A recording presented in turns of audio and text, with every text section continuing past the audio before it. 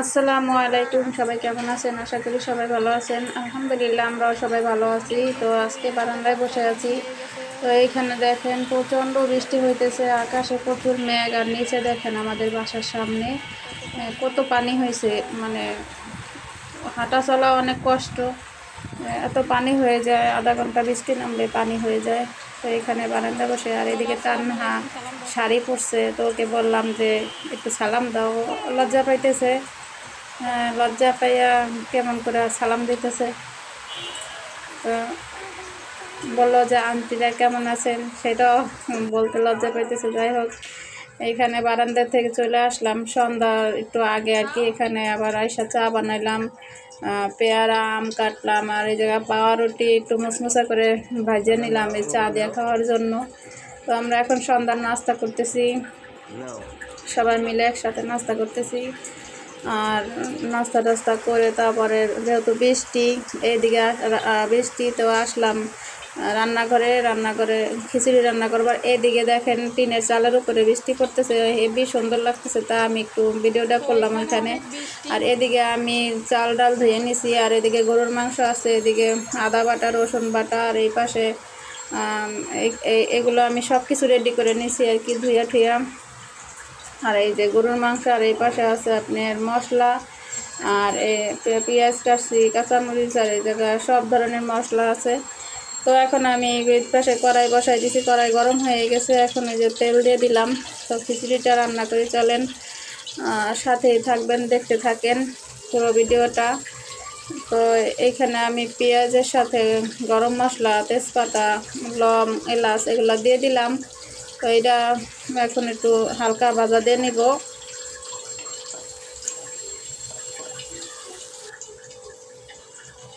তো এইখানে ভাজা হয়ে গেছে, এখন এটা আদা রসুন বাটা দিয়ে দিব। আদা রসুন বাটার পরে ওগুলো করো না, হাত কেটে যাবে বাবা, হাত কাটবে। আমি কেটে দেবো না পরে, পেয়ারাটা কাটো না। তো এখানে যে আদা রসুন দেওয়ার পরে এখানে এটা একটু ভালো করে ভেজে নিব।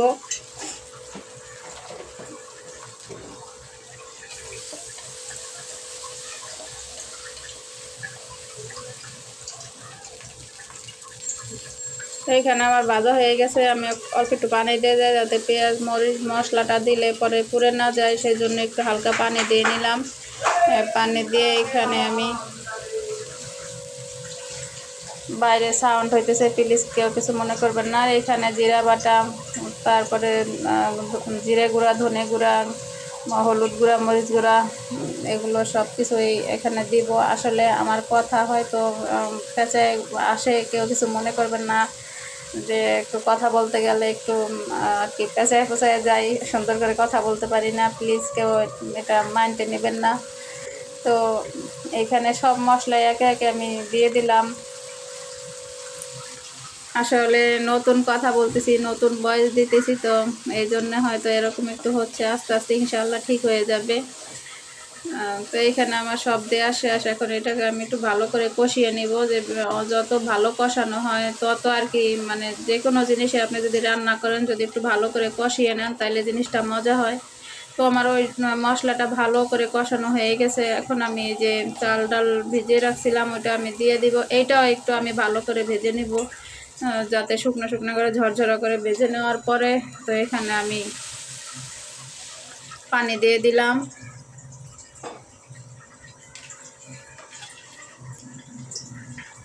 এখন এই পাশে খিচুড়িটা হতে থাক, আর এই পাশের চুলায় আমি আবার এখানে পেঁয়াজ দিয়ে দিলাম, কড়াইতে তেল দিয়ে দিলাম। আমি গরুর মাংসটা বসাই দিব ওইটার মতোই। এখানে আমি পেঁয়াজ টেয়াজ মশলা সব কিছু একে একে সব কিছু দিয়ে এটাও ভেজে নিব।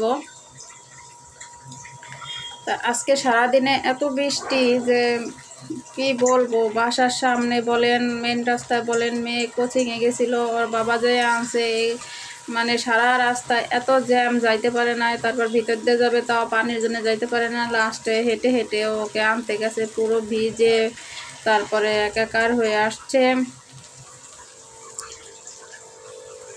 এমন অবস্থা, মানে ঢাকা শহরে একটু পানি নামলে, মানে একটু বৃষ্টি নামলে আপনার হাঁটু সমান পানি হয়ে যায়, চলাফেরা করতে খুবই কষ্ট। আর এদিকে আমাদের বাসার সামনে যে হাল, বাসার সামনের অবস্থা খুবই খারাপ, মানুষ হাঁটাচলা করতে পারতেছে না, এত অবস্থা খারাপ। এখানে আমি যে মশলাটা কষাইয়া তারপরে পানি দিয়ে দিলাম, এখানে লবণ দিয়ে দিতেছি। এইটাও আমি খুব সুন্দর করে কষাই নেব যাতে মানে কোনো কাঁচা গন্ধ না থাকে। এই যে অনেক সুন্দর করে কষাই নিয়েছি, দেখেন মাশাআল্লাহ কালারটা অনেক সুন্দর আসছে। তো এখানে আমি গরুর মাংসটা দিয়ে দিলাম।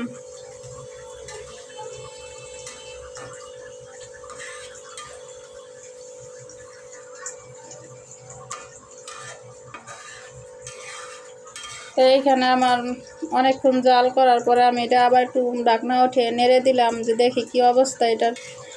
তো আমি এইখানেও খিচুড়িটা এই পাশে আমি ওইটা ঢেকে দিলাম, এই পাশে আমার খিচুড়িটা একেবারে দেখেন অনেক সুন্দর ঝরঝরা হয়ে গেছে মাশাআল্লাহ। আমি আবার পানি মেপে টেপে দেই না, আমি আন্দাজি পানি দিয়ে দেই। তো ওই মাশাআল্লাহ তাতেই আমার ওইটা ঝরঝরা হয়ে গেছে আর কি। আর এই পাশে আমি আলু দিয়েছিলাম, ওইটা দেখানো হয় নাই। তো আমার মশলাটা কষানো, মাংসটা কষানো হয়ে গেছে। এখন আমি যে পানি দিয়ে দিলাম ঝোলের পানি। ঝোলের পানি দেওয়ার পরে এটা আমি আবার একটু ডিম চুলায় বলক আসার পরে ডিম চুলা করে তারপরে এটা আমি ঢেকে রেখে দিব। এই যে দেখেন আমার মাংসটা হয়ে গেছে, হালকা পরিমাণে ঝোল রাখছি। আর আসলে কি আমাদের ঘরে সবাই আলু পছন্দ করে, তাই 2-1টা আলু আমাদের দেওয়া লাগে, এই জন্য। আর এই যে এখানে আমার রান্না বান্না শেষ, এখন এই যে রাতে খাইতে দিলাম, সবাই খাইতেছে, আমি ওর সাথে বসছি খাওয়ার জন্য। খেয়ে নেই, তারপরে খেয়ে দিয়ে একটু ওষুধ পানি খাওয়ার আছে, তো খাইয়ে ঠেয়ে আবার একটু রেস্ট নিলাম, যে খাওয়ার সাথে সাথে তো শুইতে হয় না। তো বারান্দায় গেলাম, যাই দেখি দেখেন মানুষ যে কতটা কষ্টে আছে। ওই যে ওই বাসায় পানি ঢুকে গেছে, এরা পানি সিঁচতেছে, সেই শব্দটা আসতেছে। আর এই দেখেন পুরা রাস্তা পানি, মানুষ কোথায় যে একটা বাচ্চা যাইতেছে, একটা মহিলা যাইতেছে বাচ্চা কোলে করে নিয়ে, অনেক কষ্ট। দেখেন কত কষ্ট করতেছে পানির জন্য। ঢাকা শহরের রাস্তা একটু বৃষ্টি হইলে এইভাবে হাঁটুর উপরে পানি। আমি আবার উপরে বসে বসে একটু দেখলাম, যে দেখে একটু ভিডিও করি যে কী অবস্থা রাতের বেলা। এটা তখন রাত বাজে প্রায় 11:30-12টা, তখন এই সময় এই ইয়াটা আর কি 11:30 হবে, হয়তো 12টা হবে না, 11:30, 11:30, 11:30 এই সময় আর কি এই ভিডিও।